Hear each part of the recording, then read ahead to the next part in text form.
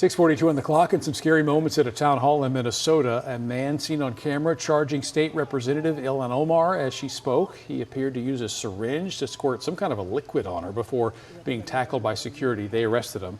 The Congresswoman did not look to be hurt, stressing the importance of finishing her remarks. Now, this is an incident taking place as Representative Ilhan calls for the end of ICE, or Immigration and Customs Enforcement.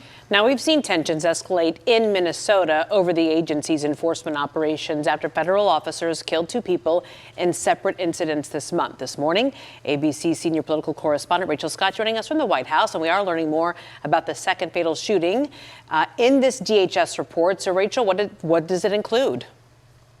Yeah, this is an early report that was given to lawmakers over on Capitol Hill. So ABC News has obtained it. And the report talks about this initial investigation into the shooting on the ground. It says that two officers did fire those shots and also seemed to counteract some of what the administration initially said, saying CBP personnel attempted to take Pretti into custody. Pretti resisted arrest during a struggle. Obviously, we heard one of those Border Patrol agents yell, "He's got a gun, he's got a gun." It says approximately 5 seconds later, that's when those shots were fired. Still, this is a very initial assessment. And overall, Republicans and Democrats on Capitol Hill say they have a lot more questions. Even the administration here, I could tell you, Stephen Miller, one of the president's top advisors, in a newest statement to ABC News, he says that they are reviewing whether or not there was a breach in protocol, telling us that those DHS personnel that were on the ground were meant to act as sort of a barrier between protesters and also the targets that the administration and federal agents were going after. And they're now evaluating whether or not a protocol was breached.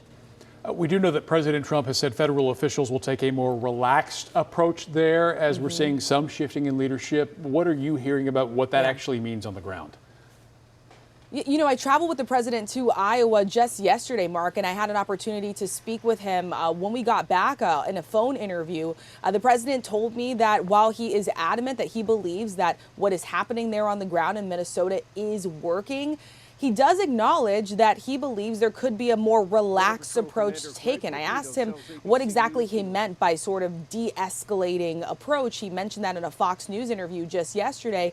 He says he believes that the hard work is sort of done there. And so he did have this change in tone. And obviously this comes after days of the president really shifting maybe the strategy there, sending Tom Homan, his borders are in. Secretary of Homeland Security, Kristi Noem, was moved to focus on other priorities. And we have seen that change in tone in the conversations that are also happening with the Minnesota governor and the mayor of Minneapolis on the ground. All parties, including the president and Democrats, describing it as productive. I will say the president did not say when exactly federal agents would leave. He did tell me at some point they would, but he also mentioned that other cities could be targeted next.